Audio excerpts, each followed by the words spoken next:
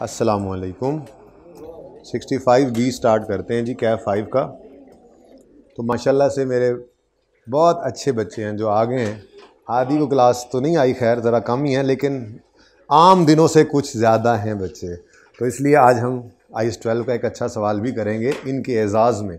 उसके बाद फिर इंशाल्लाह हम इस जैसा ये ना असल में टेस्ट डिस्कस हो रहा है, यूँ समझ लें, क्योंकि टेस्ट जैसा सवाल ही है, मिलता जुलता है, शायद वही है, तो वो भी साथ हो जाएगा, साथ सवाल भी हो जाएगा। ज़रा पॉज करिएगा आमिर भाई।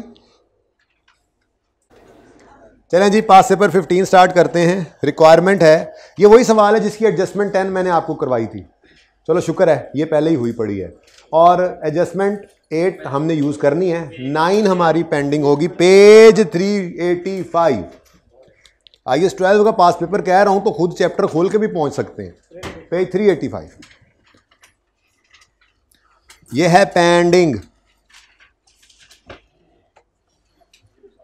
एक अल्लाह वाले फरमाते हैं कि तालिब इल्म जो है ना मदरसे वाला, उसके लिए 100% कामयाबी का दारो मदार अदब पे है। उस्ताद का अदब, कुतब का अदब, ये मैं इस्लामी मदारस की बात कर रहा हूँ। और असरी तुलबा के लिए भी आधी कामयाबी जो है वो इसी पे मुनहसर है कि वो अदब करें। इसमें उस्ताद का अदब भी है और इन चीज़ों का अदब भी है, ये किताबों का, ये कैलकुलेटर का, ये पेन पेंसिल का अदब किया करो। अच्छा जी, पेंडिंग होगी ये एडजस्टमेंट, क्योंकि इसमें अब तो मैं पढ़ा सकता हूं आपको। SL acquired shares in funny, ठीक है, तो ये इन्वेस्टमेंट इन शेयर्स है। इसका ट्रीटमेंट अभी नहीं सिखाया, ये काम करना आपको आता है, लेकिन इसका इंपैक्ट डेफर्ड टैक्स पे क्या है वो भी सीखना है। जैसे IS 16 के रीवैल्यूएशन का आपको पता था, लेकिन उसका इंपैक्ट डेफर्ड टैक्स पे क्या आता था वो हमने सीखा था, इसको भी सीखेंगे। फिलहाल ये पेंडिंग ही है। ओके, बाकी सवाल करते हैं जी। एक बात बताऊं आपको, ये देखें, ये deferred tax liability slash asset net कह रहा है ना, ठीक है, वो कितना है इन रिस्पेक्ट ऑफ टेम्परेरी। ये कह रहा है डेफर्ड टैक्स लायबिलिटी या एसेट, लायबिलिटी हुई तो पॉजिटिव है, एसेट हुआ तो नेगेटिव है, तो क्या आ रहा है पॉजिटिव। पॉजिटिव यानी डेफर्ड टैक्स लायबिलिटी दे रहा है एज एट 31 दिसंबर 20, और नोट कह रहा है बना दो 31 दिसंबर 21। इस जैसा सवाल कहां गया, कहां गया, कहां गया, कहां गया, कहां गया, कहां गया वारंटी वाला, पता नहीं कहां गया, ये रहा। तो 2018 में ये बात उसने ऐसे कही थी, बच्चों ने नहीं लिफ्ट कराई, उसने 2000 किथे गया, ये रहा 2022 में उसने फिर कह दिया ये, ठीक है। तो जो चीज़ें भी होती हैं रिकरिंग नेचर की, बहरहाल होती हैं, मिलती जुलती चीज़ें आती रहती हैं, ठीक है। चलें जी, तो ये काम तो हुआ पड़ा है। मुझे बताओ ये डेफर्ड टैक्स, ये DTL है या ए, या ये डिफरेंस की अमाउंट है? ये डिफरेंस है या टैक्स है? ये डिफरेंस है या टैक्स है? ये डिफरेंस है या टैक्स है? ये टैक्स है। अब सुनो, पढ़ते हैं। ये लिखा हुआ है deferred tax liability slash asset in respect of temporary differences for SL at 31 December 20 is as follows. ये क्या है? ये डेफर्ड टैक्स लायबिलिटी एसेट है इन रिस्पेक्ट ऑफ डिफरेंसेस। भाई वो तो होते ही डिफरेंसेस थे जिनकी वजह से ये डेफर्ड टैक्स राइज किस वजह से होता है? टेम्परेरी डिफरेंसेस की वजह से। तो वो भी ये कह रहा है कि डेफर्ड टैक्स लायबिलिटी, सिर्फ बोल देता हूं, deferred tax liability in respect of differences. तो ये क्या है? ओ भाई ये क्या है? ओ भाई ये क्या है? ये टैक्स है, टैक्स वाला कॉलम है। और टैक्स रेट क्या है? 30% है जी। इधर आज 30% है, वो सवाल में होगा 35 जो हम अभी देख के आए, उसमें भी 30 था। चलो जो भी था दफा करो, गोली मारो, उसका क्या करना है हमने।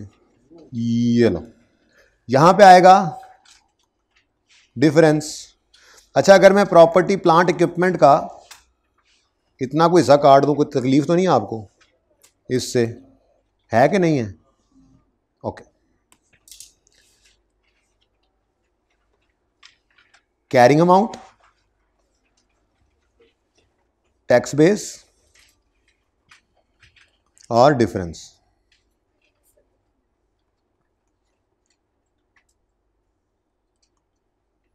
ठीक है जी, डन। टैक्स वाले तुम जरा आगे आ जाओ, कॉलम यहां से शुरू हो जाओ। जरा डिफरेंस के आगे लिखना भी होता है ना, कौन सा वाला। अच्छा जी, अब मैं ये इसलिए कर रहा हूँ काम कि पहले ये काम कर लें, अच्छा ज़रा बाद में यूज़ तो करना ही पड़ना है, क्या ख्याल है? क्योंकि अगर ये गिवन हो तो रिवर्स वर्किंग करके रख लेते हैं, हो सकता है आगे काम आ जाए। ये पहली बार तो है नहीं, पहली बार तो है नहीं कि ये सवाल पहली बार देखने को मिला तो हम कहें अच्छा जब वो एकदम से सामने आएगी सिचुएशन, वो हो बुक वैल्यू नहीं है तो चलो अब एसिड की ढूंढते हैं, ऐसा तो नहीं है। तो अब तो नज़र आ गया, सामने ही देखते हुए ये चीज़ हुई, अच्छा ये वो 2 दफ़ा किया था सवाल में, पेपर में फिर आ गया है तीसरी बार, तो पहले ही कर लेंगे ये काम, ठीक है, हो सकता है यूज़ हो जाए। चलो जी, अब अगर 30% है टैक्स, अगर टैक्स वाली जो अमाउंट है ये अगर 30% है डिवाइडेड बाय 30, तो इसका 100 कितना होगा?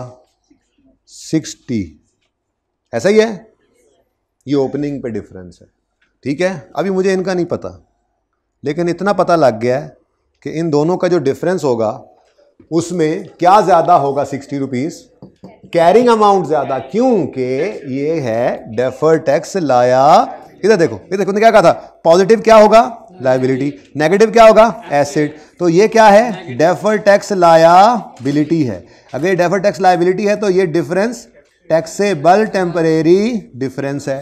और अगर ये टैक्सेबल टेम्परेरी डिफरेंस है तो इसका मतलब ये है कि कैरिंग अमाउंट ज़्यादा होगी टैक्स बेस से 60 से, ठीक है। आने वालों के लिए ये सवाल है, वरना तो सिर्फ एमसीक्यूज और एथिक्स प्लान थे, लेकिन मैंने कहा था 2-4 आएंगे जैसे हर दफ़ा आते हैं, ज़्यादा आ गए। मैं खुश हुआ, सवाल करेंगे, ठीक है। मोगैम्बो नहीं खुश हुआ, मैं खुश हुआ। ओके, ये भी डेफर्ड टैक्स लायबिलिटी है इंटरेस्ट रिसीवेबल की, इसको भी रिवर्स करो, 3 डिवाइडेड बाय 30 इंटू 100। ऐसे ही आते रहोगे ना एक्स्ट्रा क्लासेस में, बस वैसे ही पढ़ाता रहूँगा। 10, अगली बार तो बिरयानी भी खिलाऊंगा। उई रिकॉर्डिंग में आ गया, उई अगली बार ज़्यादा ना आ जाए बच्चे। चलें, अल्लाह करे आ जाए, इससे क्या होता है? एक बिरयानी की प्लेट पे एक क्लास पढ़ लें तो कोई नहीं, वारे का सौदा है। हो सकता है वही पर्चे में आ जाए। यशी यशी वेव्स मौजें, क्या बस करें भाई, क्या करें बस जी। कैरिंग अमाउंट टैक्स बेस से ज़्यादा होगी क्योंकि अगेन टैक्सेबल डिफरेंस है और इधर एसेट है। एसेट में टैक्सेबल डिफरेंस कब आता है? जब कैरिंग अमाउंट ज़्यादा हो टैक्स बेस से। ये भी एसेट था, ये भी एसेट था, सेम टैक्सेबल टेम्परेरी डिफरेंस लिखा मैंने, ठीक है। तो इसका मतलब कैरिंग अमाउंट ज़्यादा होगी टैक्स बेस से। Next, unearned commission 9/30 into 100। अब ये डेफर्ड टैक्स एसेट है ना, नेगेटिव, तो ये डिडक्टेबल टेम्परेरी डिफरेंस से बना होगा, ठीक है। अब मुझे अगेन ये कोई नहीं पता, लेकिन इतना पता लग गया अब, unearned commission is a liability, unearned commission is a liab, ठीक है। अगर लायबिलिटी है तो डिडक्टेबल टेम्परेरी डिफरेंस कब आता है? बात वही चल रही है, ये यानी ये तीनों के केसेस के अंदर कैरिंग अमाउंट ज्यादा आनी है टैक्स बेस से, जितनी भी आएगी, ठीक है। तो ये आपने वर्किंग करनी है, ठीक है। तो वर्किंग नंबर, वैसे अच्छा तो नहीं लगता इसको वर्किंग 1 कहें, इसको वर्किंग का कोई और नाम देंगे, हमारी वर्किंग 1 मौजूद है। रिक्वायरमेंट है प्रिपेयर आ नोट, वही वाली बात, अगेन वही वाली बात, compute deferred tax liability in respect of each difference, ठीक है। तो नोट बनाएंगे, पर वो एंड पे आप अपने पहले सफ़े पे आधा को सफ़ा छोड़ दें और उसके बाद दूसरे आधे सफ़े के ऊपर आप हेडिंग दे लें deferred tax liability slash asset as on 31 December 21, ठीक है। तो पहला सफ़ा रिक्वायरमेंट में इंशाल्लाह पूरा हो जाएगा, ठीक है ना। सोल्यूशन पे चाहती मारनी है तो कि नोट कितनी लाइनों में बना हुआ है, 10 को लाइनें छोड़ दें, मेरे ख्याल में बहुत है, और बाकी के सफ़े पे आपने डेफर्ड टैक्स, ठीक है। तो ये मैंने नोट की जगह छोड़ दी और हमारी वर्किंग 1 बना करती है इस जगह करंट टैक्स की। 2 साल का नोट तो नहीं बनाना, शुक्र है, फिर इतनी जगह काफ़ी है। PBT एड लेस कर लेंगे, ठीक है। उसके बाद जनाबे वाला आप लोग इधर आएंगे और आपकी ये रिक्वायरमेंट बी है, ये आपके पहले सफ़े पे होगी। डेफर्ड टैक्स पूरा लिखना है आपने, liability slash asset as on 31 December 21,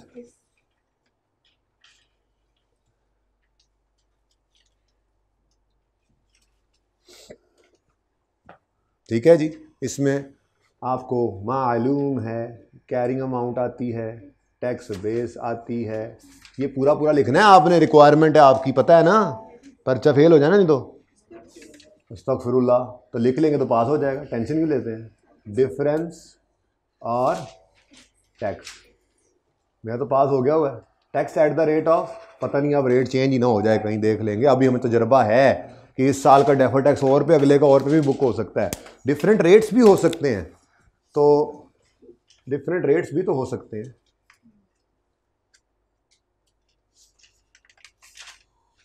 और टैक्स, ठीक है, हो सकता है, वैसे है नहीं सवाल, मैंने चाती मारी थी, डिफरेंट रेट नज़र नहीं आया वैसे मुझे, शायद ये है जिसको मैंने इग्नोर करना है। नहीं ये तो वो है, उसका डिविडेंड है, जिस ये कैपिटल गेन है, सॉरी।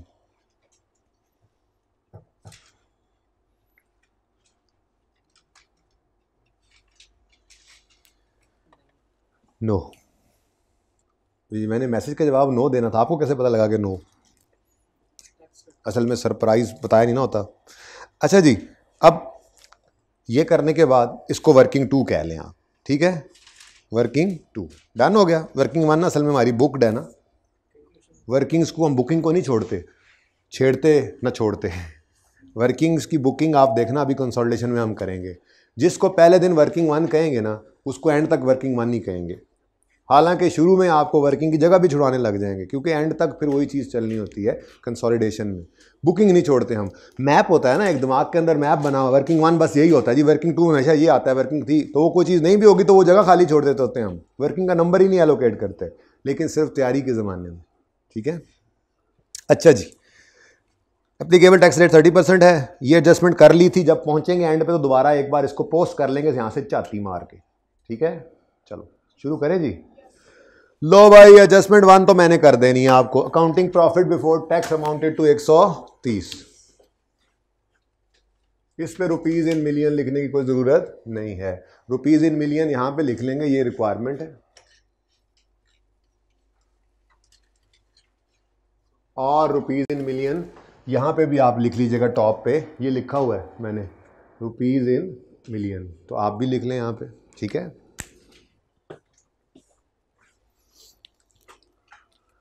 लो भैया, आज एडजस्टमेंट 2 कर दो, फिर आ गया तो छा गया, एडजस्टमेंट 2 आ गया तो छा गया, शाबाश, आंदे जाओ तो एडजस्टमेंट 2 कर दे जाओ। 2 मिनट 2 मिनट 2 मिनट ऐसी लगी होती है ना टेप रिकॉर्डर की।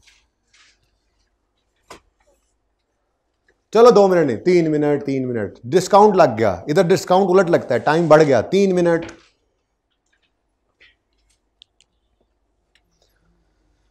होए होए, कभी ये एडजस्टमेंट कर जाओ ना तो मेरी तो आंखें ठंडी हो जाएं।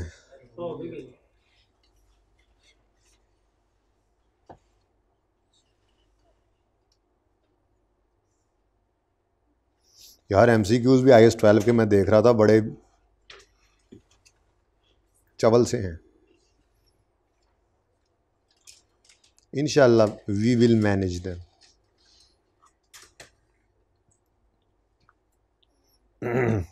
आप आगे से कहें हम थोड़े चवल हैं सर, टेंशन न लें, देख लेंगे इनको, है ना रफ़ी?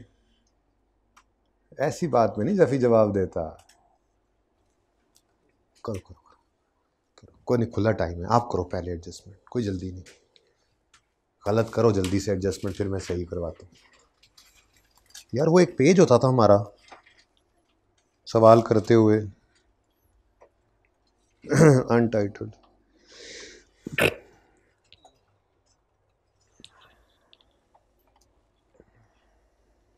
जिस पे हम वर्किंग्स करते हैं। पास पेपर कौन सा है? 15 ना?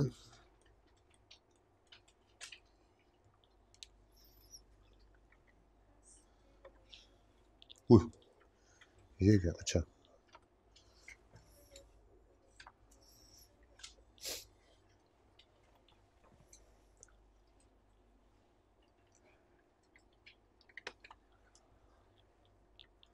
वर्किंग 1 हो गई है ना, वर्किंग 2 मैंने ओपन की, PPE IFRS बुक वैल्यू भी बनाएंगे, पता ही है आपको। और वर्किंग 3 ओपन कर ली है मैंने, आपको मैंने कहा बताता भी हूँ ना साथ साथ मैं क्या कर रहा हूँ, क्योंकि आप तो ऊपर देख ही नहीं रहे, ऐसे अच्छे बच्चे हैं।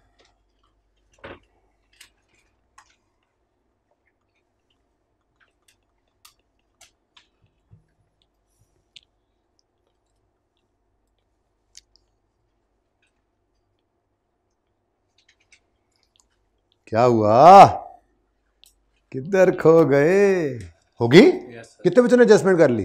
ट्राई करनी थी, कोई बात नहीं, डिस्कस तो करते हैं रल के और मिल के।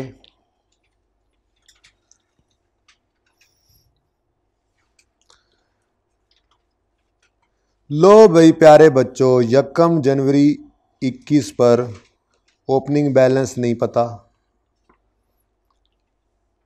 1 जनवरी 21 पर मुझे ओपनिंग बैलेंस नहीं पता।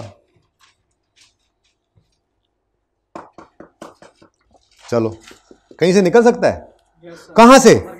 ओ वर्किंग ट्यूब, वन नहीं ट्यूब, ओ यहां से।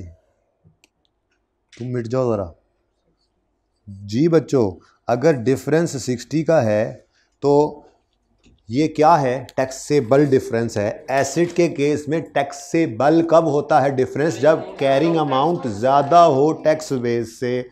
तो कैरिंग अमाउंट टैक्स बेस से कितनी ज़्यादा है? 60। तो थोड़ी देर के लिए मैं यहाँ पे 60 अज्यूम कर रहा हूँ, क्योंकि मैंने पहले अजम्पशन से बचना है, ठीक है। इनिशियली मैंने ज़रा ये कर दिया 0, ओके। तो 31 दिसंबर 20 कि कैरिंग अमाउंट कितनी है? ओपनिंग। थोड़ी देर के रुक जाएं, पता नहीं आपने क्या किया है। कहाँ है आपका एसेट अकाउंट? 60, ये अभी काटा है 160। ओके 160 किया हो, ये तुम सही जा रहे हो, ठीक है जी। 60 और 0 ओपनिंग 60 मैंने वर्किंग 2 में निकाला है, ऐसे ही है वर्किंग 2 में, और यहाँ पे 0। कंफर्म बात है ना ये? नहीं समझ आई? कैरिंग अमाउंट ज़्यादा है टैक्स बेस से कितनी? 60, तभी तो जो 60 का डिफरेंस है वो टैक्सेबल डिफरेंस है। तो ये बात हो गई, यहाँ तक कोई मसला? आगे बढ़ें। Adjustment tube, tax depreciation exceeds accounting depreciation by 9। Tax depreciation ज़्यादा है अकाउंटिंग डेप्रीसिएशन से। टैक्स डेप्रीसिएशन, इधर देखो, टैक्स डेप्रीसिएशन ज़्यादा है अकाउंटिंग डेप्रीसिएशन से।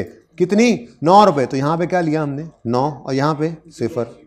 अब जैसे ही ये लिखा कैरी डाउन तो इधर आने की तरफ चल पड़ा है, नॉर्मल हो रहा है ना। तो फौरी तौर पे कुछ अज्यूम कर लो, 100 करना है, ठीक है 100, ठीक है। यहाँ पे ये 60 तो आया ना हमारा वर्किंग नंबर 2 से, इसमें हमने 100 ऐड कर दिया है, क्योंकि हमने यहाँ पर इसको 100 अज्यूम किया है।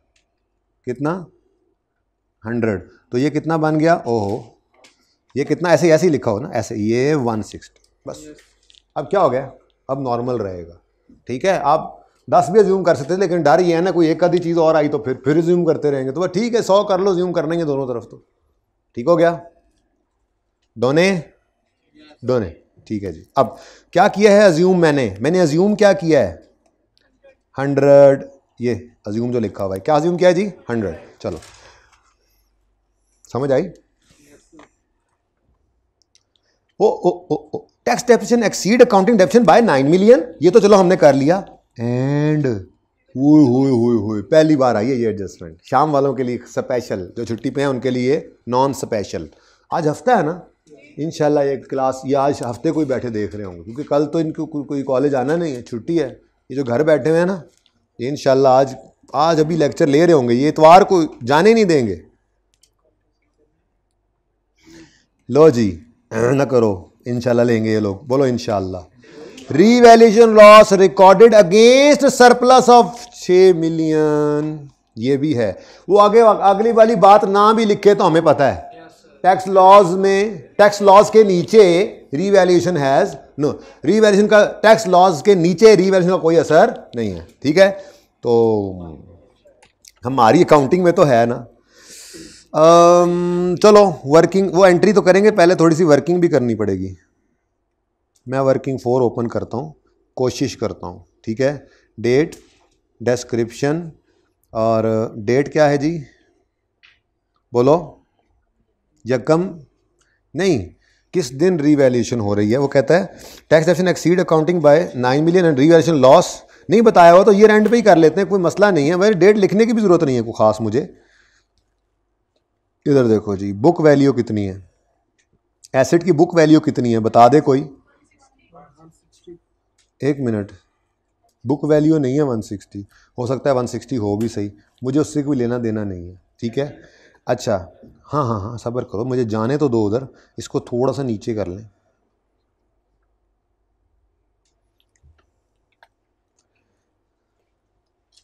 क्या कुछ आता है जी इस वर्किंग में, एसेट, एसेट का नाम है कोई, बट ठीक है।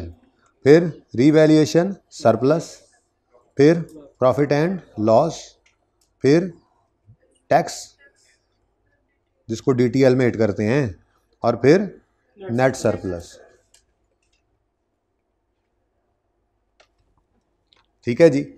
अब बुक वैल्यू सरप्लस की कितनी है ये मुझे कोई नहीं पता, ठीक है, लेकिन रीवैल्यूएशन लॉस जो आया है उसके बारे में कह रहे हैं जी कि वो 6 रुपये है, और वो 6 रुपये प्रॉफिट एंड लॉस में नहीं गया। अब पढ़ो उसको जाके, मतलब जितना भी लॉस आया है उसकी एंट्री हुई है प्रॉफिट एंड लॉस नहीं, रीवैल्यूएशन सरप्लस, डेबिट और एसेट क्रेडिट, ठीक है। मुझे इससे कोई लेना देना नहीं है, लिखना है तो लिख लो, ऊपर 160 लिखना है तो लिख लो, पर मैंने इसका क्या करना है, ठीक है, कोई ज़रूरत नहीं है। 160 जिसने लिखना है वो लिख ले बेशक, क्योंकि अभी ये 6 की एंट्री में इधर कर दूंगा ना, आपकी तकलीफ दूर हो जाएगी, टेंशन ना ले, ठीक है। ओपनिंग 160 था, ये जिस वक्त भी साल के शुरू में, साल के एंड में जब भी आया ये लॉस, इसके बारे में पढ़िए कहता क्या है। पहले बात कर दी ना, टैक्स डेप्रिसिएशन ज्यादा है अकाउंटिंग से 9 रुपये, ठीक है जी, हमने कहा और, कहता है और revaluation loss recorded against revaluation surplus is 6 million. तो रीवैल्यूएशन लॉस अगेंस्ट सरप्लस जो रिकॉर्ड हुआ है, यानी कि इससे अलावा प्रॉफिट एंड लॉस में कुछ भी नहीं गया, वरना वो यूं कहता ना, अगर कुछ उधर भी जा रहा था यूं कहता, and a revaluation loss recorded against surplus is 6 million and profit and loss is 2 million let's say, तो फिर हम कहते 8 का लॉस था, 6 का सरप्लस को चार्ज हो गया, 2 का प्रॉफिट एंड लॉस में चला गया। लेकिन वो क्या कह रहा है, वो कह रहा है लॉस है 6 मिलियन का जो चार्ज हुआ है, रिकॉर्ड हुआ है अगेंस्ट रीवैल्यूएशन सरप्लस, ठीक है। तो जितना लॉस आया था, एसेट क्रेडिट किया हमने, वो सारे का सारा रीवैल्यूएशन सरप्लस में डेबिट हुआ है, यहां पे कुछ नहीं आया, जा ही कुछ नहीं सका। तो मिसाल के तौर पे यहां पे लेट्स से यहां पे कोई 30 पड़ा था लेट्स से, तो 6 का लॉस आने के बाद यहां पे फिर भी क्या बचना है, इधर कुछ भी नहीं गया, ये सिचुएशन है, ठीक है ना। पर कोई जरूरत नहीं अज्यूम करने की, यार मिट जाना भाई, और मिट जाना यार, ठीक है।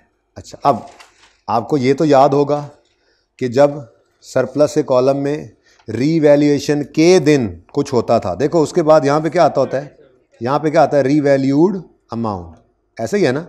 कितनी है रीवैल्यूड अमाउंट, मुझे उससे कुछ लेना देना नहीं है, बस मैं तो ये कह रहा हूँ कि ये वाली लाइन को हम कहते होते थे कि इस वाली लाइन को ले जाना है, इसको बांटना है, किस कॉलम को बांटते हैं, सरप्लस को टैक्स में और नेट में, ठीक है।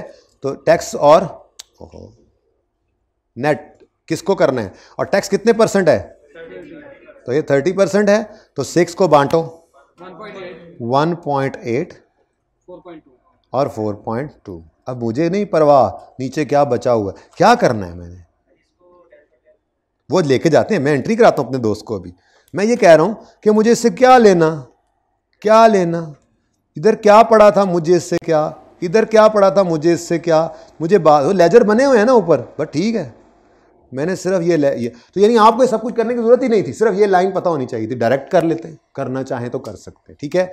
अब इसकी एंट्री करेंगे, ठीक है, इसकी एंट्री यहां करके कर लें, जरा जगह बची हुई है ऐसे बेहतरीन सी। बोलो भाई, एसेट क्या हुआ है, क्रेडिट 6 रुपये, ओ एक मिनट, किसने बताना था, आप लोगों ने बताना था कि इसको एंट्री करते हुए छुपा दें। अब एंट्री करें जी, एसेट क्या हुआ, क्रेडिट, एसेट का नाम कोई है, पीपीई कर दें, पीपीई जरा इजी हो जाएगा, एंट्री पोस्ट करते हैं, पीपीई क्रेडिट कितने से, 6 रुपये से, और DTL डेबिट कितने से? 1.8 से, और रिवैल्यूएशन सरप्लस इन ओ, बोलो ओ, यानी ये करंट टैक्स में हिट नहीं लगाएगा, ये करंट टैक्स में हिट नहीं लगाएगा क्योंकि ये OCI का आइटम है, PBT के पैट के बाद की कहानी है, प्रॉफिट एंड लॉस से बाहर आता है ये OCI। बहुत बहुत जोर लगाए थे हमने इस पे, इसीलिए इसी दिन के लिए। तो ये जर्नल एंट्री है जी, बादशाह इसने सीधा कर दिया, ठीक है जी, को खास सीधा नहीं किया लेकिन चले, ठीक है जी। ये एंट्री अब पोस्ट कर लें, फिर पोस्ट अभी कर लेते हैं। मैं तो कहता हूँ अब DTL का लेजर इधर, अब इसको छुपाना क्या, बस करें बस, ठीक है। वर्किंग 5 फिर मैं ओपन कर रहा हूँ, DTL सिर्फ इसलिए ओपन कर रहा हूँ आज टैमो टैम क्योंकि इतना बड़ा लेजर भी ना ओपन करें। अच्छा जी, वर्किंग नंबर 5 मैं इसलिए ओपन कर रहा हूँ बेटा डेफर्ड टैक्स लायबिलिटी का लेजर, क्योंकि मुझे ये मिल गया है बैलेंस, ये ना हो बाद में मुझसे स्किप हो जाए, तो मैं इस एडजस्टमेंट को पोस्ट करके ही जाना चाह रहा हूँ। ओके जी, तो DTL/A भी हो सकता है भाई जनाब, आप रहने दें जी। DTL/A एज ऑन नहीं है, ये लेजर है, तो ये एंट्री कर रहे हैं आप। DTL का अकाउंट क्या हो रहा है जी? डेबिट। DTL का अकाउंट हो रहा है डेबिट, इसके अगेंस्ट क्रेडिट क्या हो रहा है? PPE। ये तो पता लग गया ना आपको, ठीक है। तो कंबाइन एंट्री वहाँ पे तो कंबाइन करते हैं, यानी कि यहाँ पे हम जाके क्या लिखेंगे? 6 रुपीज़ से रीवैल्यूएशन लॉस। अब माना कि इस 6 के अगेंस्ट 1.8 DTL में, ये इस क्रेडिट के अगेंस्ट 1.8 डेबिट हुआ है DTL में, और 4.2 जाके डेबिट हुआ है OCI में, लेकिन OCI वाले को हमने लिफ्ट नहीं कराने क्योंकि OCI करंट टैक्स में आ नहीं सकता, क्योंकि करंट टैक्स की तो कहानी PBT से स्टार्ट हुई है, ठीक है। और डेफर्ड टैक्स में इसका असर खुद ब खुद आ जाएगा जब कैरिंग अमाउंट और टैक्स बेस का हम डिफरेंस लेंगे, तो उसमें डिफरेंस यही होगा ना, ठीक है। तो इसलिए ये सरप्लस इन OCI को ना लिफ्ट आओ, इसको पुर कराओ, पुर कराओ, समझते हैं। ऐसे ही बिल्कुल ना इससे मिलती जुलती एडजस्टमेंट है ये इन्वेस्टमेंट इन शेयर्स वाली, ये एसेट के अंदर, ये सॉरी डेफर्ड टैक्स वाले इस स्टैंडर्ड के अंदर, IAS 12 के अंदर, बस वहाँ पे कुछ इस तरह से होगा, गेन आएगा। अब ये लॉस आया ना, जैसे उसमें लॉस आएगा तो वहाँ पे सिर्फ PPE की बजाय इन्वेस्टमेंट इन शेयर्स क्रेडिट हो जाएगा, गेन आएगा तो इन्वेस्ट, थोड़ा जेन बना रहा हूँ। OCI में तो वो भी जा रहे हैं ना, देख रहे हैं आप लोग, एक है वो प्रॉफिट एंड लॉस में चला जाता है FVTPL वाला, एक वो है जो FVT OCI वाला भी है, शेयर्स की बात करें तो OCI में जा रहा है ना, उधर भी गेन लॉस, तो वो इसी तरह से एडजस्टमेंट उसमें भी ऐसे ही करेंगे, इन्वेस्टमेंट इन शेयर्स को पकड़ेंगे और उधर से DTL को पकड़ेंगे, उसका असर भी निकलेगा, बस OCI को छोड़ देंगे, ठीक है। कैसी लगी एडजस्टमेंट?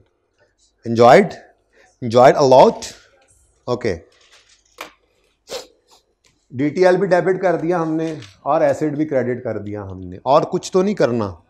मुझे तो लगता है कि अगली एडजस्टमेंट ज़रा देख लें, अगली है इंटरेस्ट, फिर डोनेशन, फिर डेवलपमेंट, फिर CWIP, फिर शेयर्स, फिर मतलब PPE ख़त्म हो गया, PPE ख़त्म हो गया।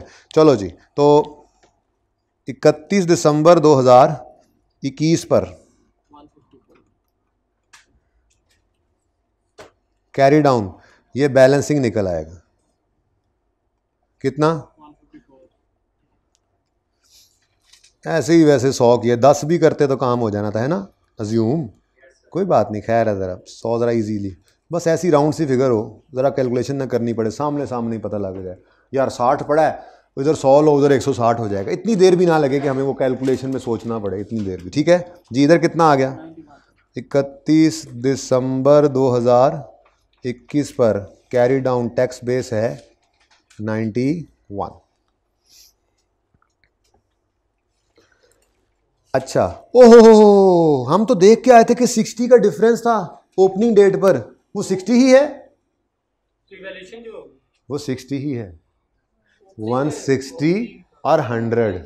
हाँ, ऐसे इजी नहीं लेना इस सवाल वाले को, इधर देखो, यहाँ 60 और 0 था, हमने क्या किया, इसको 100 अज्यूम कर लिया ना, 100 अज्यूम किया तो ये 100 हो गया, ये 160 हो गया, ये अभी भी सही है, ये अभी भी सही है। ओके महमूद, मैसेज कर लो ना जल्दी से, फिर इधर देखो। अच्छा, कैलकुलेटर ऊपर रख के यूज किया करो, नीचे रख के तो मोबाइल यूज होता है जी। ओके मैं तो कहता हूं ये सारा काम ही कर दें, ये ऊपर ऊपर सारा पीपीई पड़ा है ना, तो इसको फड़का देते हैं। इसने जो होना करना था इसका हमने कर लिया है, अब रह क्या गया है? देखो भाई, एक तो ये डेप्रीसिएशन उल्टा देंगे, ये तो है ही कोई नहीं, ठीक है। और रिकॉर्ड करेंगे हम टैक्स वालों की डेप्रीसिएशन, तो सिर्फ 9 रुपये डेप्शन चार्ज होगी। लेकिन दूसरी बात, हमने ये लॉस रिकॉर्ड किया हुआ है, ये तो सरप्लस है, ये एसेट को तो क्रेडिट कर रहा है, ये एसेट को तो क्रेडिट कर रहा है, डेबिट किसको कर रहा है? इधर डीटीएल को और उधर सरप्लस इन ओसीआई को। ये प्रॉफिट एंड लॉस में आया ही नहीं, ये पीबीटी तक आते आते माइनस हुआ ही नहीं। क्या हुआ माइनस? नहीं हुआ माइनस, ठीक है। तो इसलिए इसको इग्नोर करेंगे। अब ऐड करनी है अकाउंटिंग डेप्शन जो जीरो है, दफा करो, लेस करेंगे टैक्स डेप्रीसिएशन, कितनी? 9। 154 carrying amount, 91 tax base, property plant and equipment. नहीं, अब मैं बता रहा हूं ना कि लिखना जरूरी है पूरा, आपके लिए रिक्वायरमेंट है जी। Carrying amount, tax base, taxable difference है, हाँ बस ठीक है, पता है मुझे। क्या चलें आगे? अब चलो जी, अब आती है आज की फेवरेट मेरी एडजस्टमेंट, मेरी फेवरेट एडजस्टमेंट, आप लोगों की शायद फेवरेट ना हो ये। चलो जी, आपको 2 मिनट दिए, क्या याद करोगे इस एडजस्टमेंट के बाद? बस सवाल में और कुछ नहीं है, बस सवाल फिर क्लोज कर देना, फिर एमसीक्यूज पे चलेंगे। मतलब क्लोज करना है, जल्दी जल्दी फटका देना है उसको। एक एडजस्टमेंट बीच में है कोई नहीं, इन्वेस्टमेंट शेयर वाली पढ़नी है ना अभी, वो नई चीज़ है ना, वो नहीं पढ़वा सकता इस क्लास में, वरना हो सकता है थोड़ी सी कोशिश करते तो साथ ही इसके हो जाती, लेकिन वो नई चीज़ है तो फिर वो सुबह में करेंगे, मंडे में इंशाल्लाह।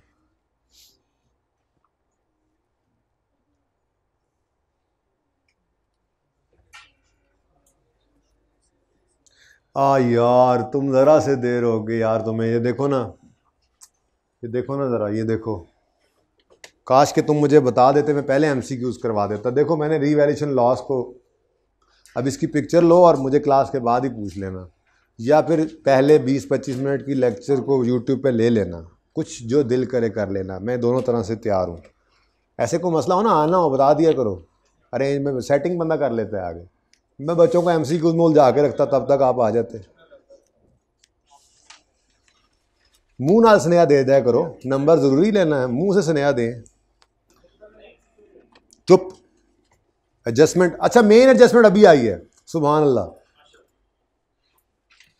जल्दी करें। ये कैसे हो सकता है कि कर भी ली? हाँ, are you guys are sure? पक्की बात है? चलो, इंटरेस्ट है, मैं भी पढ़ ला, कमीशन, इंटरेस्ट और कमीशन,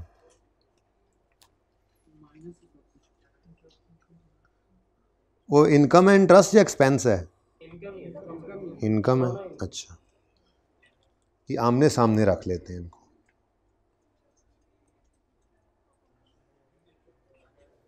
अच्छा वो बाद में देखते हैं, पहले तो ये पता लगा कि इंटरेस्ट भी इनकम का लेजर बनेगा,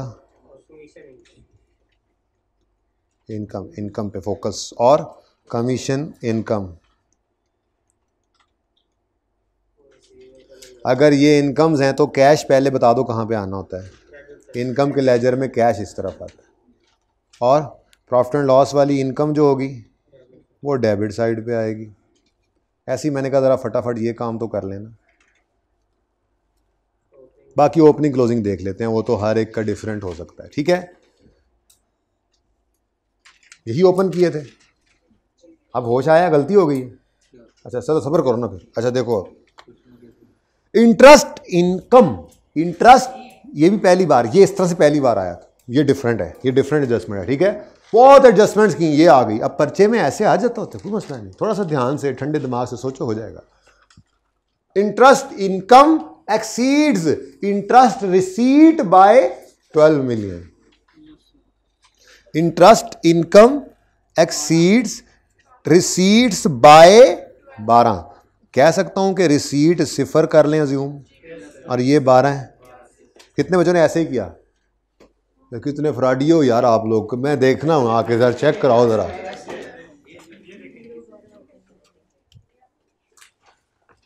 तो फ्रॉड लगाते हो तुम लोग यार। सही है, 2 बंदों को ऑडिट किया है।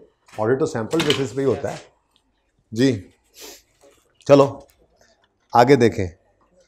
अच्छा, अब ये तो हो गया काम। तो किथे गया वाइल? चलो ये वाइल वाला भी कर लें, इसको बाद में देखेंगे, ये हमेशा बाद में देखा करें, ठीक है। वाइल, वो भाई अभी आया फिर चला भी गया।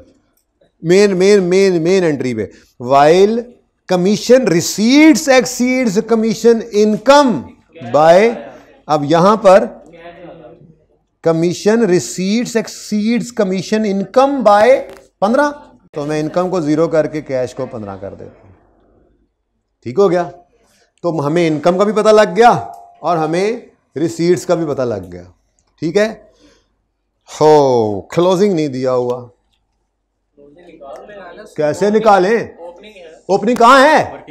ओ यार कसम से, ये देखो इंटरेस्ट रिसीवेबल था, कमीशन अनअर्न्ड था, तो इंटरेस्ट रिसीवेबल। अब मजबूरी ये है, हमें ओपन करना ही पड़ेगा उस पर्दे को। कहाँ गया पर्दा? कहाँ गया पर्दा? कहाँ गया पर्दा? हमें हटाना ही पड़ेगा, क्योंकि हमने देखना है टैक्स वाले किस बेस पे चल रहे हैं। क्योंकि अगर तो टैक्स वाले कैश बेसिस, वैसे पता लग गया यहीं से देख के, खैर अगर तो कैश टैक्स वाले एक्रूअल बेसिस पे हों तो यहां डिफरेंस आता ही नहीं। ओ यहीं से पता लग गया टैक्स वाले किस बेसिस पे चल रहे होंगे, तभी तो डिफरेंस आया। लेकिन चलो अब तसल्ली कर लेते हैं, क्योंकि उन्होंने लिखा भी हुआ है ना, तसल्ली भी कर लेनी चाहिए। टैक्स वाले under tax under the tax laws both are taxable on receipt basis. हाँ जी, तो इसका मतलब टैक्स वाले कौन सी बेसिस पे चल रहे हैं? कैश बेसिस पे। टैक्स वाले कैश बेसिस पे हों तो टैक्स बेस हमेशा उनकी दुनिया में रिसीवेबल, अनअर्न्ड, पेएबल, प्रीपेड होते ही नहीं, एग्जिस्ट ही नहीं करते। ठीक है, तो इसका मतलब क्या हुआ कि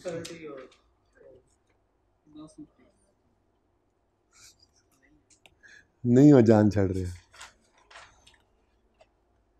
ओके जी, अब इंटरेस्ट रिसीवेबल एसेट है, एसेट रिसीवेबल है, एसेट है ना, रिसीवेबल है ना, तो रिसीवेबल एसेट में टैक्स बेस कब आएगी? एसेट में टैक्सेबल डिफरेंस कब आएगा?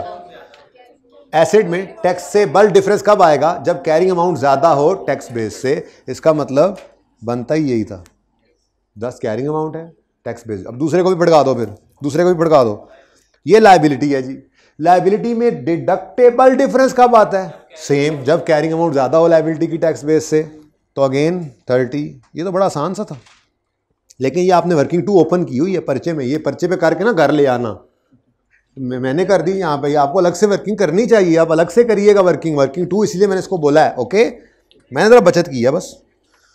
हाँ, इसको आप बेशक PPE IR UC लिख लेना, वर्किंग है, कोई नहीं, गुजारा कर लेना, पर करना जरूर है वर्किंग को। अच्छा, अब इंटरेस्ट रिसीवेबल ओपनिंग 10 है, ओपनिंग 31 दिसंबर 20 का क्लोजिंग है ना, तो ये ओपनिंग इंटरेस्ट रिसीवेबल 10 और अनअर्न्ड कमीशन 30, 10 और 30, ये लायबिलिटी है। ब्रॉड डाउन, ये वर्किंग नंबर 2 से हमें मिला है, 1 जनवरी 20 का 21। ओके, और ये 1 जनवरी 21, ब्रॉड डाउन 30, वर्किंग नंबर 2 से। ठीक हो गया? चलो जी, अब बस कहानी तो ख़त्म हो गई है, कहानी तो ख़त्म हो गई है। क्लोजिंग निकाल लो। 31 दिसंबर 21 पर क्लोजिंग बैलेंसिंग कितना है? 22। ठीक हो गया जी। और यहाँ पर 31 दिसंबर 21 पर क्लोजिंग बैलेंसिंग निकालो। तो कभी कभी तो क्लोजिंग मिल जाया करता था, हम ओपनिंग या एक्सपेंस या कैश बैलेंस ही निकालते थे। कितना जी? 45। तो भाई तरीका, वारदात का तरीका आता हो तो जैसी भी सिचुएशन आ जाए, आप वारदात कर लेंगे। ठीक है, ये हो गई अकाउंटिंग पूरी हमारी। कोई मसला है तो पूछ लें। जी मेरे लेट आने वाले भाई समझ आइए। अकाउंटिंग वाले कहते हैं, अकाउंटिंग वाले तो हमेशा एक्रूअल पे ही होते हैं। टैक्स वाले आज किस बेस पे चल रहे हैं? कैश बेस पे। तो कैश बेस पे चल रहे हैं तो आपको पता है हम इनकम को उल्टा देंगे, इनकम को उल्टा देंगे और कैश को कंसिडर करेंगे, रिकॉर्ड करेंगे, और कैरिंग अमाउंट होगी, टैक्स बेसिस कोई नहीं होंगी। बस कहानी ख़त्म। कितनी बार कर चुके अब तो ये। ठीक है, चलो जी शुरू करते हैं। सबसे पहले इंटरेस्ट इनकम उल्टा दो, ऐड हो चुका है, लेस करके उल्टा दे। इनकम है ना, इनकम, इनकम उल्टा दो। इनकम यहाँ तक आते आते ऐड हो चुकी है, लेस करो। क्या नाम है इसका? इंटरेस्ट इनकम 12 से जी। और ठहर जाओ, और इंटरेस्ट रिसीव्ड को करो ऐड। वो है कोई नहीं, बस छोड़ो, टाइम नहीं ज़ाया करना। आगे चले। कमीशन इनकम को उल्टा दो। जीरो है ना तो मत लिखो, जान छुड़ाओ, टाइम बचाओ। लिख दिया है मैं, ठीक है। इसको रिवर्स करना है मतलब ऐड कर दो, लेस कर, रिवर्स करना है। छेड़ा क्यों? तो मैं अभी वहाँ पहुँचा, उंगली देखो कहाँ पड़ी हुई है मेरी। तुम मुड़ंगी दे लो मुझे, पहले मुश्किल से मैं याद करके रट्टा लगा के आता हूँ। बुला दिया ना तुमने मुझे। कमीशन इनकम को उल्टा दो। क्या करो? इनकम है ना, ऐड हो चुकी है, लेस कर दो। इग्नोर करो क्योंकि जीरो है, ठीक है। और ऐड करो 15 को कमीशन रिसीव्ड को, ठीक है। तो ऐड कर दो कमीशन रिसीव्ड पूरे 100, 80 90 पूरे 100 पूरा 15। डन जी। यहाँ पे भी काम अपना करते जाएं। इंटरेस्ट क्या है? रिसीवेबल है, एसेट कितना है जी? ये वर्किंग नंबर 6 में कितना है? 22। टैक्स बेस क्या होगी इसकी? टैक्स वाले कैश बेसिस पे जो है, टैक्स वाले कैश बेसिस पे जो है। और कमीशन अनअर्नड है, कमीशन इन एडवांस है, अनअर्नड ही लिखो। अनअर्नड कमीशन 45, टैक्स बेस कोई नहीं। ये सवाल है, ये सवाल है, ये सवाल है। सवाल ही पूरा कर लिया तुमने।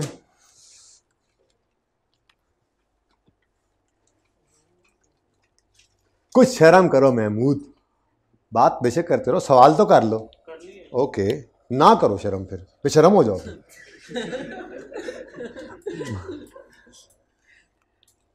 महमूद मेरा बहुत अच्छा बच्चा। बच्चे तो सारे बहुत अच्छे हैं।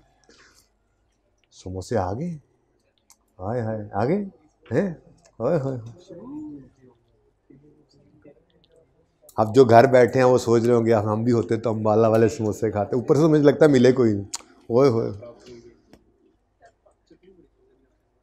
पता नहीं वो नाल आई होनी कि नहीं। अच्छा जी चलें आगे। नंबर 4 तो कर ही दो।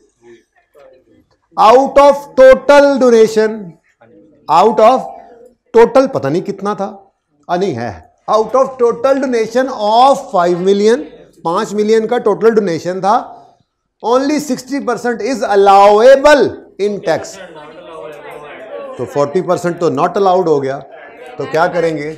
लेस हुआ पड़ा था, ऐड कर दो। ऐड करो डोनेशन नॉट अलाउड, लेकिन ये खतरनाक है, ये परमानेंट डिफरेंस है। लाल मार्कर निकालना भाई, जरा लाल मार्कर देना मुझे, ये इधर पड़ा। तो इस पे स्टार लगा लेते हैं, लाल वाला। लाल वाला स्टार मतलब ये रेकन्सिलिएशन में जाएगा। वैसे कितना है, कितना है? ये देखो ना, 5 में से 40% अलाउड नहीं है, क्योंकि उन्होंने कहा है ओनली 60% इज अलाउड, तो मतलब 40% इज नॉट अलाउड। ट्यू ये ट्यू का जितने परसेंट भी होगा वो वहां पे चला जाएगा। 30% है आई थिंक, ठीक है। ये भी कोई एडजस्टमेंट थी यार, वैसे आसान भी होती हैं एडजस्टमेंट, ठीक है। अगली एडजस्टमेंट इंतहाई आसान, 3 सवालों में इकट्ठा किया था, इसको याद है? मैंने कहा था इकट्ठे पढ़ लेना, चौथा भी उसमें ऐड कर सकते हो आप। यानी कि मिलती जुलती एडजस्टमेंट्स भी आती रहती हैं। आपको कभी भी फेल मुश्किल एडजस्टमेंट नहीं कराएगी पर्चे में, याद रखना। जो मुश्किल एडजस्टमेंट हर दफ़ा नहीं आती है वो कभी भी आपको फेल नहीं करवाएगी। फेल आपको वो एडजस्टमेंट करवाएगी जो हर दूसरी अटेम्प्ट में आई होती हैं, मतलब आपने 10 बार सवाल पर्चे के अंदर क्लास के अंदर की होती हैं, उस जैसी एडजस्टमेंट पर्चे में आए आप वो ना करें। फेल तो वो करवाती है। एक आधी एडजस्टमेंट तो, 2 एडजस्टमेंट भी कभी कभी तो हर सवाल हर टॉपिक में बरकत के लिए ऐसी ज़रूर होती हैं जो पर्चे में बैठ के समझ नहीं आती, ठीक है ना। लेकिन जो बाकी हैं उनमें मौका नहीं होना चाहिए। चलो भाई फटाफट करो, फटाफट फटाफट। Development cost of 25 million incurred in 21 incurred. अच्छा, अब डेवलपमेंट कॉस्ट है, पता नहीं चंगी है या बुरी है, हैज़ बीन एक्सपेंस्ड आउट, बुरी वाली ही थी। यानी हमने पूरे 25 का एक्सपेंस रिकॉर्ड कर लिया है। टैक्स वाले मुझे पता है उन्होंने गड़बड़ करनी है, उन्होंने क्या कहना है पता है आपको इस मामले में। असल में ना हुकूमत भी चाहती है हमें टैक्स आता रहे।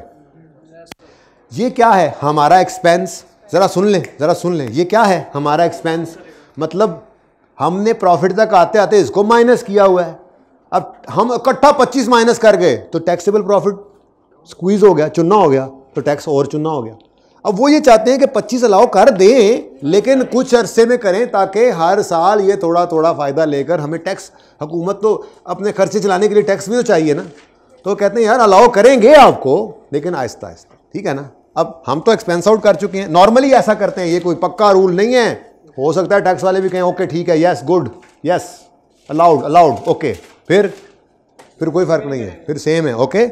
लेकिन उन्होंने क्या कहा, under the tax loss development cost are amortised at 20% पर।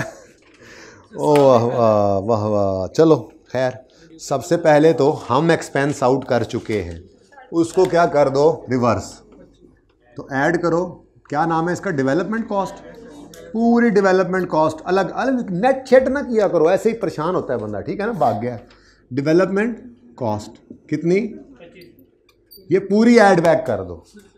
अब उन्होंने क्या करना है, अलाउ करना है amortisation of development cost,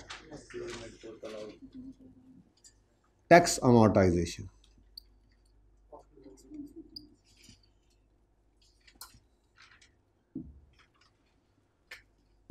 development cost reducing balance ही है, लेकिन साल जो पहला है, अगले साल में मसला आना है ना। पहले साल में तो 25 पे ही रेट लगना है, ठीक है, तो 25 का 28% कितना बनता है, एग्जैक्ट 7। लो ये 7 अलाउ, ठीक है रिड्यूसिंग बैलेंस, लेकिन पहला साल है ना जी, समझ आ रही है, आप लोगों ने बताया मुझे, ओके। अब डेफर्ड टैक्स में आए, डेवलपमेंट एसेट, ये इससे तकलीफ होती थी हमें, डेवलपमेंट एसेट। हम कह रहे हैं कोई एसेट नहीं है, वो कह रहे हैं नहीं जी नहीं, 25 माइनस 7 17 है। किसने बोला 17, किसने बोला, दिल तो करता है मैं उठा के आपको मिटाओ इसको आके और फिर लिखो सही वाला। बड़ा टाइम है, खुली क्लास है आज, मैंने एक कर भी लेना है, ओके। तो पूरा हो गया भाई काम इसका, चलें आगे। यार ये भी कितनी दफ़ा है, ये भी कितनी दफ़ा सवालों में देख लिया आपने। तो भाई पास होना मुश्किल नहीं है, सिर्फ पढ़ना मुश्किल है। एक्स्ट्रा क्लास में जब बुलाया जाए आना मुश्किल है, पास होना मुश्किल नहीं है। खिला भी रहे हैं, पिला भी रहे हैं, फ़ायदा भी आपका, ऐसे ही फिर भी नहीं आते। CWIP act 31 number 21 includes borrowing cost of 8 million incurred in 21 under tax loss. Borrowing cost is allowed when incurred. CWIP याद करें कितना है, 8, पता नहीं एसेट कितना है, लेकिन उसमें बोरिंग कॉस्ट 8 है। टैक्स वाले कहते हैं ना जी ना, ये 8 इधर ना लिखो, मैं 8 लिखने लगा था, ये 8 इधर ना लिखो, बल्कि इसको यहां से निकालो और इधर ले जाओ। अब ये क्या डिस्कस करें, अब ये एडजस्टमेंट क्या है, किसी को मसला तो मैं कर देता हूँ डिस्कस को, काफ़ी दफ़ा है। शुरू करें बात,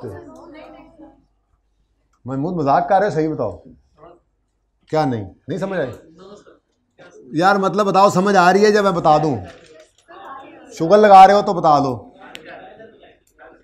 बताऊं, खड़े हो जाओ, तुम खड़े हो जाओ, बस खड़े हो जाओ, कुछ नहीं कहता, खड़े तो हो जाओ, बताऊं, नहीं समझ आ रही तो बैठ जाओ। मिसाल के तौर पे अज्यूम करते हैं कि हमारा एसेट था 100 रुपये का, उसके अंदर 8 रुपये की बोरिंग कॉस्ट ऐड हुई थी। IAS 23 कहता है इसे ऐड किया करो। हमारा एसेट पड़ा हुआ था 108 पे। टैक्स वाले कहते हैं मैं इस 8 को एसेट की कॉस्ट का पार्ट नहीं बनाऊंगा, इसको यहाँ पर ना लिखो, यहाँ पे एक्सपेंस बना लो। हमने इसको एसेट बनाया, उन्होंने एक्सपेंस बनाया, ठीक है ना। लेकिन ये अज्यूम नहीं करते होते, हम ये कहते हैं कि जी आप इसको, मसला तो उसी 8 का ही है ना, तो इस 8 को यहाँ रखो, ये हमने एसेट का पार्ट बनाया हुआ है। टैक्स वाले कह रहे हैं नहीं नहीं नहीं नहीं नहीं, ये एसेट नहीं है, ये एक्सपेंस है। बस नहीं समझ आई तो फिर बता देता हूँ, टाइम ही बड़ा है, खुली क्लास है, एक्स्ट्रा क्लास है जी। कहाँ चले गए थे तुम?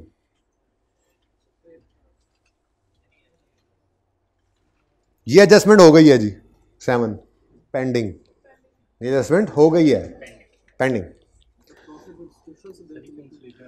छाड़ दो यार, प्रॉफिट आप ही लिखते रहना। वो टैक्स लॉस वो सोल्यूशन से देखा ही था, वहीं से देख लेते हैं, ठीक है। चलो जी, पॉइंट 30% है। और अनयूज टैक्स लॉसेस असेस्ड, चलो आप पढ़ रहे हैं ना साथ साथ। Unused tax assessed tax losses were 50 million till 31 December. ज़रा देखो वैसे सोल्यूशन के अंदर करंट टैक्स में कोई आइटम तो और नहीं आना, मैं ये एडजस्टमेंट पढ़ना भी नहीं चाह रहा। मुझे दिखा दो, मुझे दिखा दो, मुझे दिखा दो, बेशक देख लो, कोई और आइटम तो नहीं है ना करंट टैक्स की कैलकुलेशन में। करंट टैक्स देखना, सिर्फ करंट टैक्स, सिर्फ करंट टैक्स।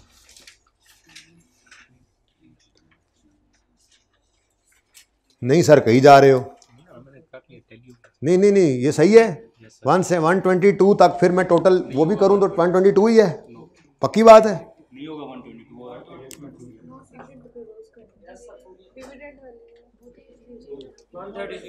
उसमें भी ना कुछ इनकम है, कैपिटल गेन शेन का चक्कर है, इसलिए उसको छोड़ देते हैं। बस इसको मैं 122 भी नहीं लिखता, कर लेंगे आप इसको ऐसे ही जगह खाली छोड़ दे।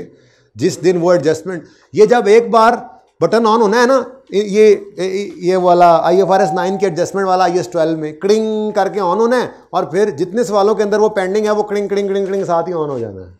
तो इसलिए जगह छोड़ दें, सॉल्व कर रहे हैं ना, जगह छोड़ दें। इधर क्वेश्चन मार्क ना लगाना, आपसे फिर मिटना नहीं है, ठीक है।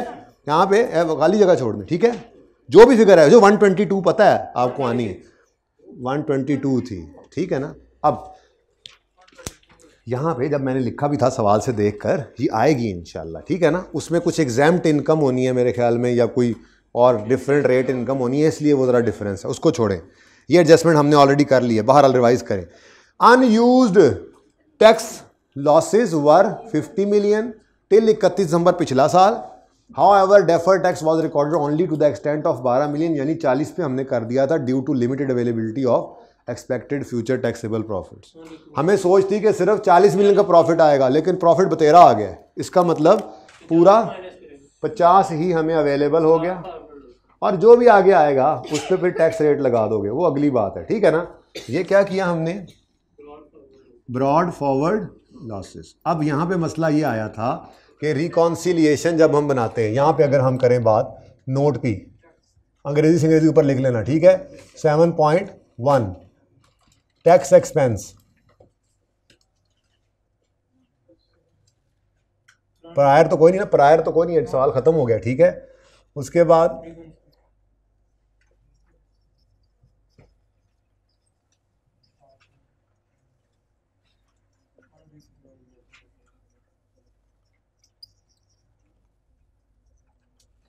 ठीक है जी, यहाँ पे करके कहानी अगले शुरू कर लेते हैं अगली। तो आपको ये सिखाया था कि आपने जब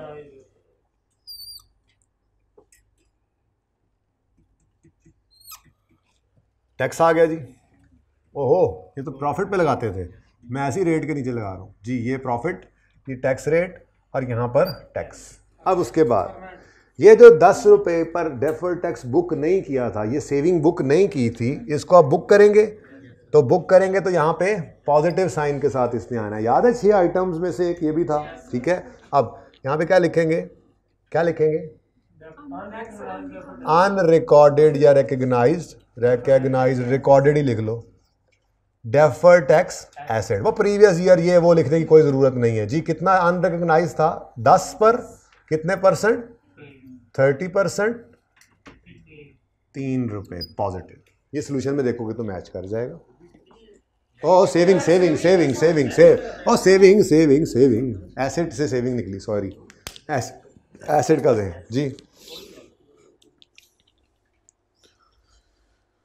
चलो जी, अब डेफर्ड टैक्स के अंदर भी ये तो पिछले साल में होना चाहिए था। पिछले साल मैंने आपको समझाया था कि ये इस वर्किंग का हिस्सा नहीं है। ये सिर्फ हमारे सवाल के ऊपर सिर्फ इतना असर पड़ा है इसका, हमारे सवाल में सिर्फ इतना असर पड़ा है इसका, ठीक है ना। क्योंकि पिछले साल हमने 12 रुपये का डेफर्ड टैक्स बुक कर लिया था, तो एडजस्ट जो है वो पूरा ही हो गया, यानी 15 का 15 ही हमें फ़ायदा मिल गया। तो फिर वो 3 का फ़ायदा अब रिकॉर्ड करें रिकन्सिलिएशन में जाके, ठीक है। ओके, क्या कह रहे हैं? हाँ, वो करते हैं। अब वापस चलते हैं, चलो डोनेशन की तरफ भी, चलो भाई ये भी लिख लेते हैं। भाई कह रहे हैं ये डोनेशन नॉट अलाउड है, उधर ऐड हो रहा है तो उधर भी ऐड कर दें। उधर है कितना? 2, तो इसका 30% पॉइंट, ये पॉजिटिव है। ये क्या है जी? डोनेशन। बस टैक्स इफेक्ट ही लिखा हुआ आगे, टैक्स इफेक्ट भी क्यों लिखे आप, ठीक है जी। जाएं जी, मौज करें, याशी मारें, घर ना जाएं, मतलब ये सवाल हो गया। सवाल का सोल्यूशन कौन सा सफ़े पे है? सोल्यूशन कौन सा सफ़े पे है? 4 1 4 1 4, बस ये रहता है हमारा।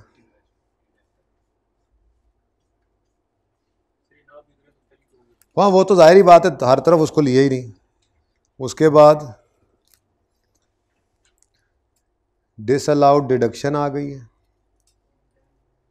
पता नहीं डिविडेंड कहाँ पे है।